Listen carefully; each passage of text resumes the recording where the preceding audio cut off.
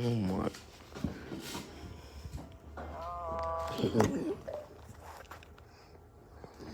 I hate Juice WRLD. I hate him. Oh, one person.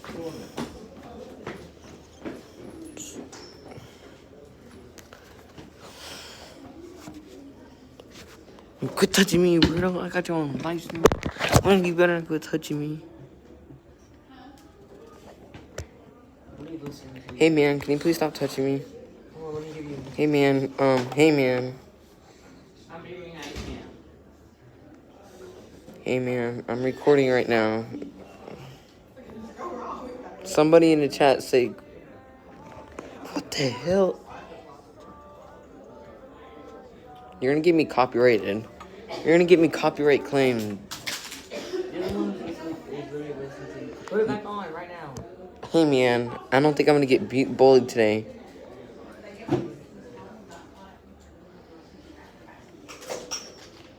Whoever's watching this, just know that I'm getting bullied right now. What the frick?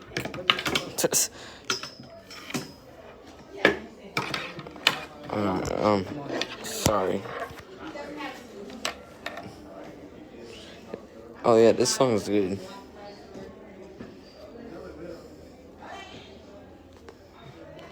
Alright guys, let's see what he's trying to make me listen to.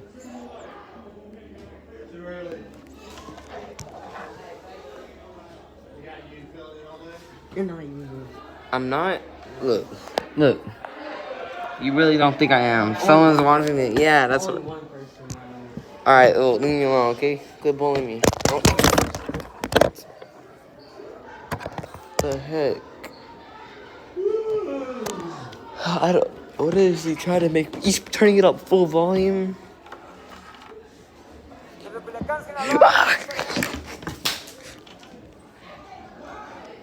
The heck? He's trying to make me listen to weird music.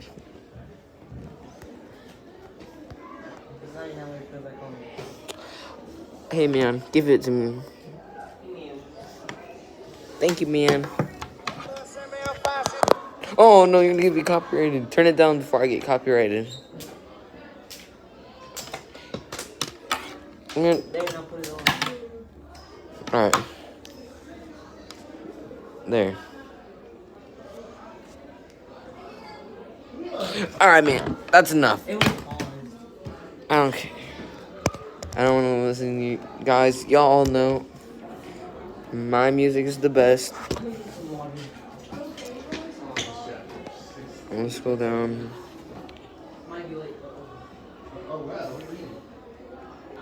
It's the best song right here.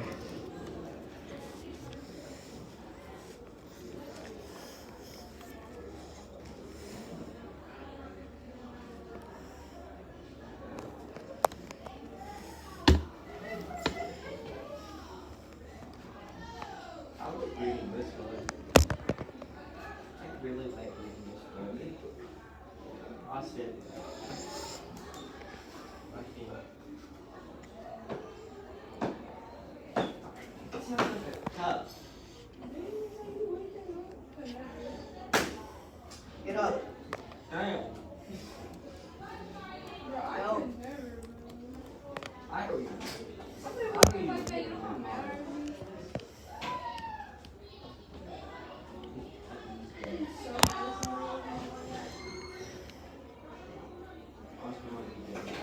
It's just no.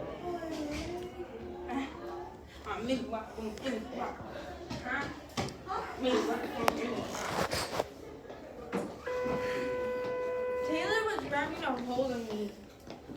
Almost everybody back on time. No, don't deny it. That's why you said almost. You won't. Trish decided to wait till the last second to take him to the park. You're alive.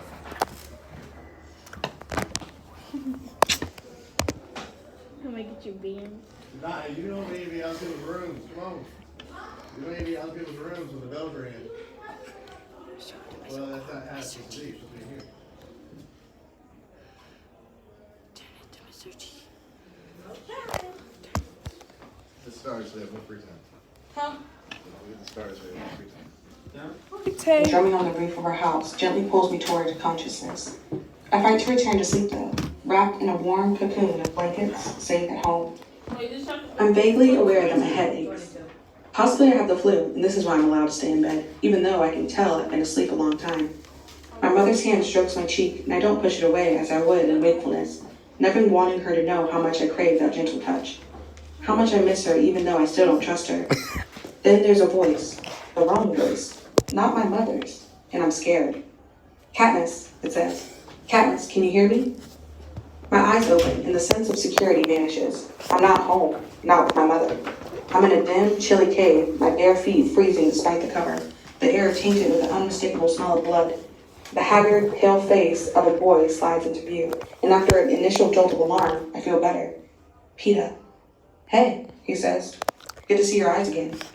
How long have I been out? I ask. Not sure. I woke up yesterday evening, and you were lying next to me in a very scary pool of blood, he says. I think it stopped finally, but I wouldn't sit up or anything. I gingerly lift my hand to my head and find it vanish. Go on here. The simple gesture leaves me weak and dizzy. Peeta holds a bottle to my lips, and I drink thirstily. You're better, I say. Much better. Whatever you shot into my arm did the trick, he says. And this morning, almost all the swelling in my leg was gone. He doesn't seem angry about me tricking him, drugging him, and running off to the feast. Maybe I'm just too beat up, and I'll hear about it later when I'm stronger. But for the moment, he's all gentleness. Did you eat? I asked. I'm sorry to say I gobbled down 3 pieces of that Rusling before I realized it might have to last a while. Don't worry, I'm back on a strict diet, he says. No, it's good. You need to eat. I'll go hunting soon, I say. Not too soon, all right, he says. You just let me take care of you for a while. I don't really seem to have much choice. Peeta feeds me bites of Rusling and raisins and makes me drink plenty of water. He rubs some warmth back into my feet and wraps them in his jacket before tucking the sleeping bag back up around my chin. Your boots and socks are still damp, and the weather's not helping much, he says. There's a cloud of thunder, and I see lightning electrifying the sky through an opening in the rocks. Rain drops through several holes in the ceiling, but Peeta has built a sort of canopy over my head and upper body by wedging a square of plastic into the rocks above me. I wonder what brought on this storm. I mean, who's the target, says Peeta. Cato and Thresh, I say without thinking. Foxface will be in her den somewhere, and Clove. She cut me, and then my voice trails off. I know Clove's dead. I saw it in the sky last night, he says. Did you kill her? No. Thresh broke her skull with a rock, I say. Lucky he didn't catch you too, says Peeta. The memory of the feast returns full force, and I feel sick. He did, but he let me go. Then, of course, I have to tell him. About things I've kept to myself because he was too sick to ask, and I wasn't ready to relive them anyway. Like the explosion in my ear, and Roose dying, and the boy from District 1, and the bread.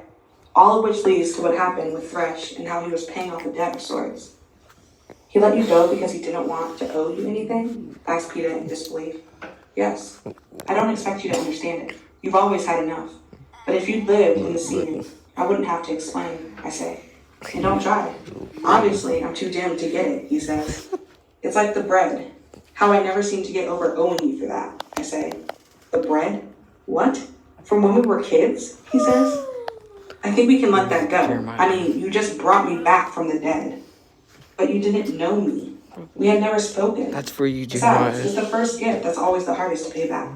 I wouldn't even have been here to do it if you hadn't helped me then, I say. Why did you, anyway? Why? You know why, Peeta says. I give my head a slight painful shake. Haymitch said you would take a lot of convincing. Haymitch? I ask. What's he got to do with it? Nothing, Peeta says. So, Cato and Thresh, huh? I guess it's too much to hope that they'll simultaneously destroy each other. But the thought only upsets me. I think we would like Thresh. I think he'd be our friend back in District 12, I say. Then let's hope Cato kills him so we don't have to, says Peeta grimly. I don't want Cato to kill Thresh at all. I don't want anyone else to die. But this is absolutely not the kind of thing that victors go around saying in the arena. Despite my best efforts, I can feel tears starting to pool in my eyes. Peeta looks at me in concern. What is it? Are you in a lot of pain? I give him another answer because it's equally true, but can be taken as a brief moment of weakness instead of a terminal one. I want to go home, Peeta, I say plaintively, like a small child. You will, I promise, he says, and bends over to give me a kiss. I want to go home now, I say.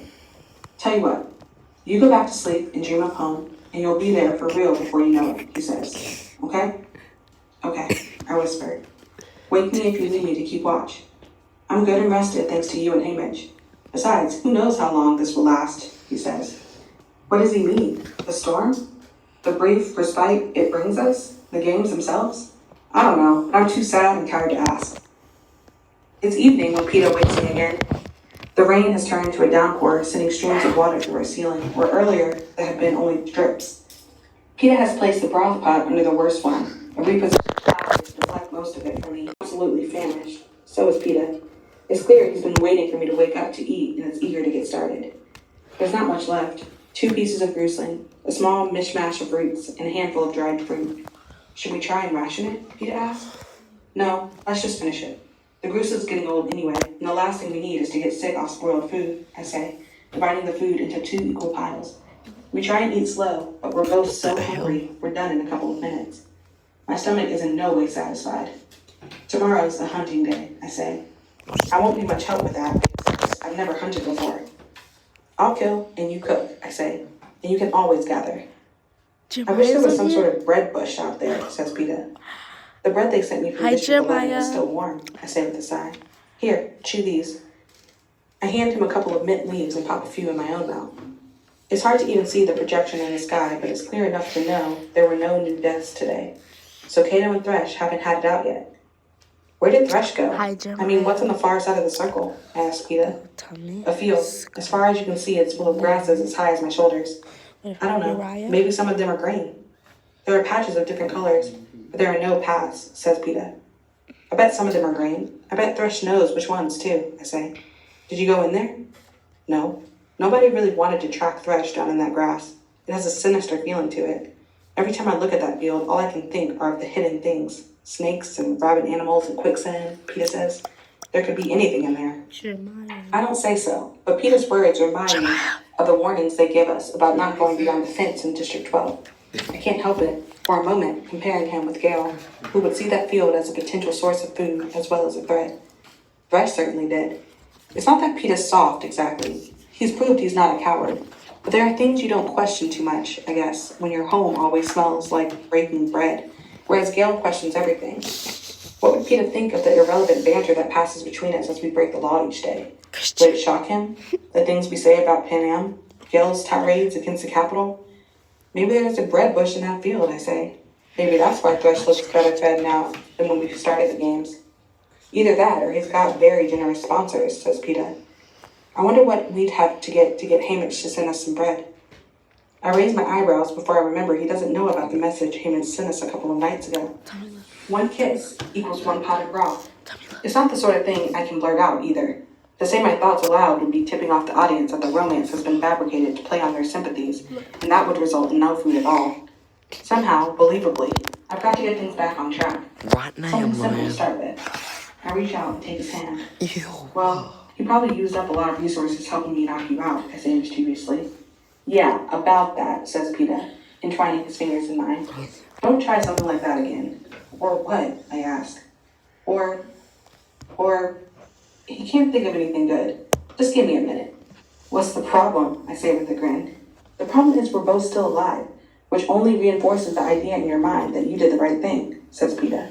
I did do the right thing, I say. No, just don't, Katniss. His grip tightens, hurting my hand, and there's real anger in his voice. Don't die for me. You won't be doing me any favors, alright? I'm startled by this intensity, but recognize an excellent opportunity for getting food, so I try to keep up. Maybe I did it for myself, Peter. Did you ever think of that? Maybe you aren't the only one who worries about what it would be like if I fumble. I'm not as smooth with words as Peter. And while I was talking, the idea of actually losing Peter hit me again, and I realized how much I don't want him to die. And it's not about the sponsors. It's not about what will happen back home. And it's not, he says softly. I wish I could pull the shutters closed, blocking out this moment from the prying eyes of Pan Am. Even if it means losing food. Whatever I'm feeling, it's no one else's business but mine.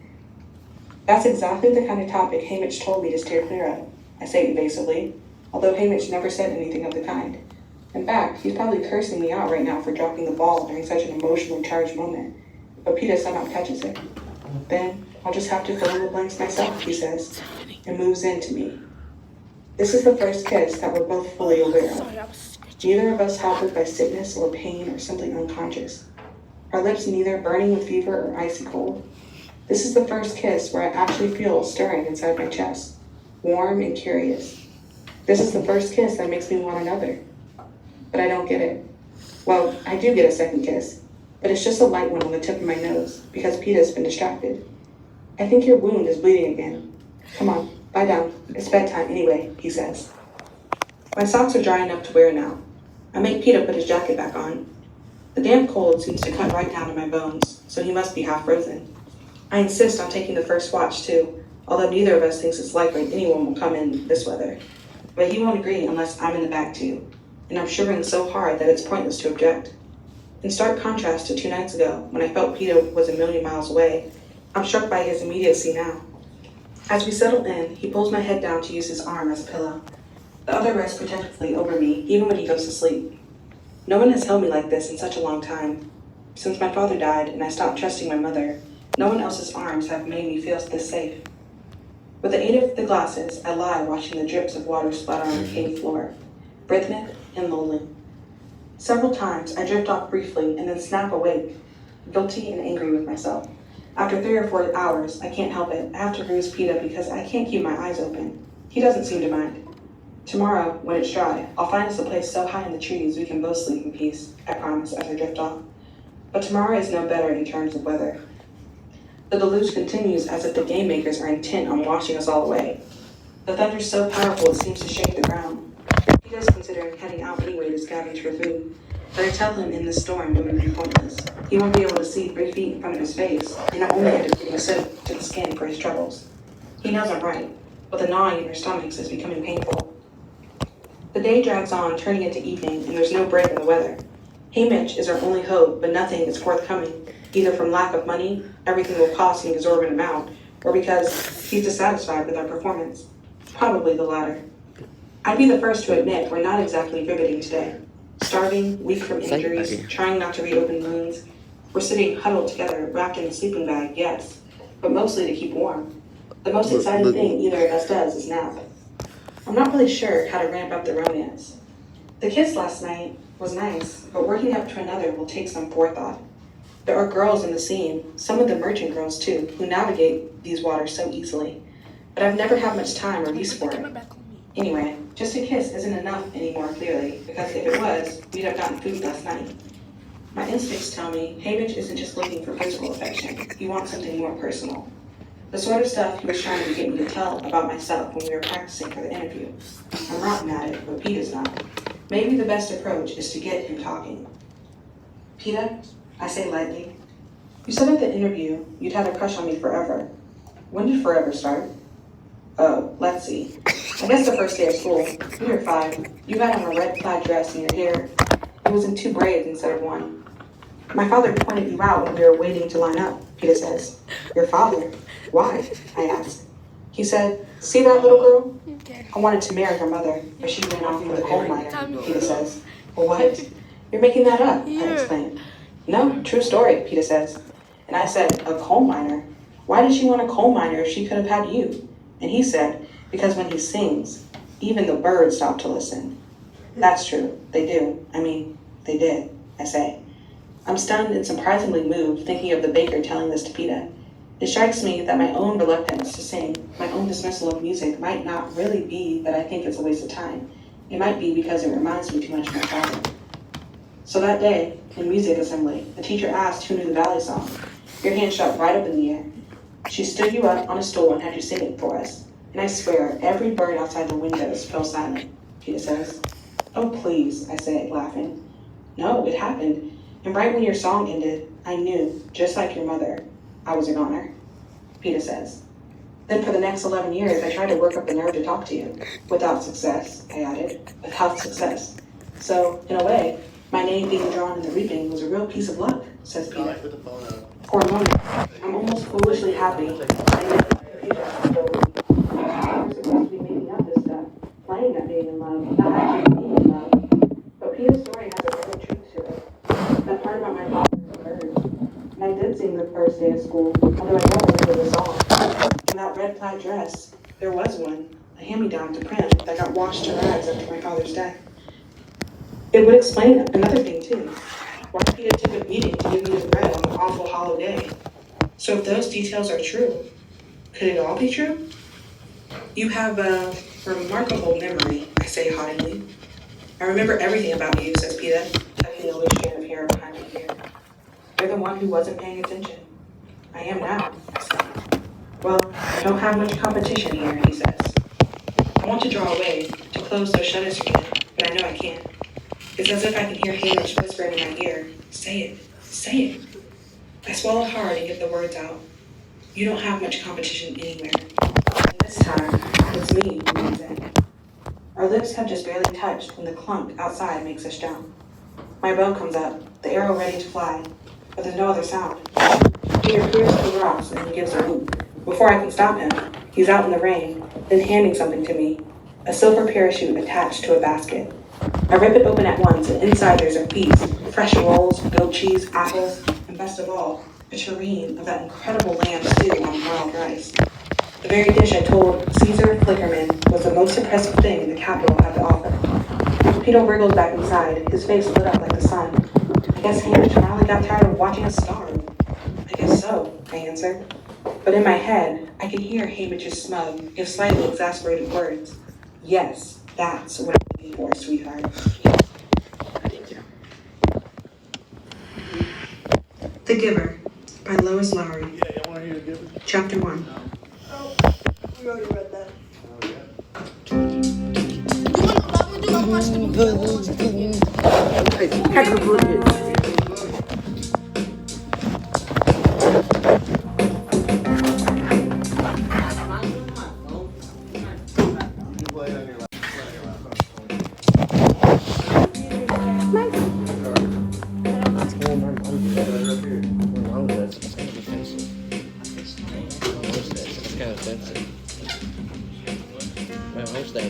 Austin, you want to join us today? Just gonna charge you. Fix it. Run it here. Frick.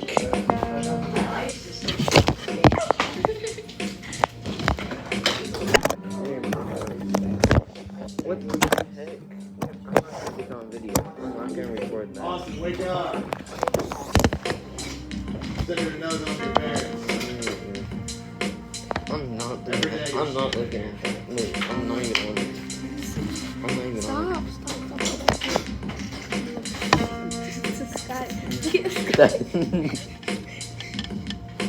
I zoomed in too much. Wait.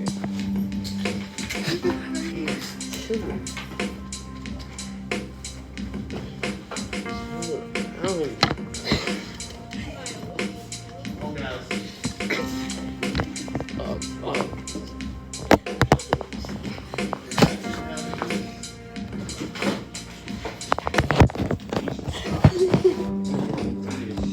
Situation. Stop. I don't think it was. I ain't trouble you doing that stuff. For dancing? For recording anything in my classroom. Oh, that. My turn. Yours, they so planned.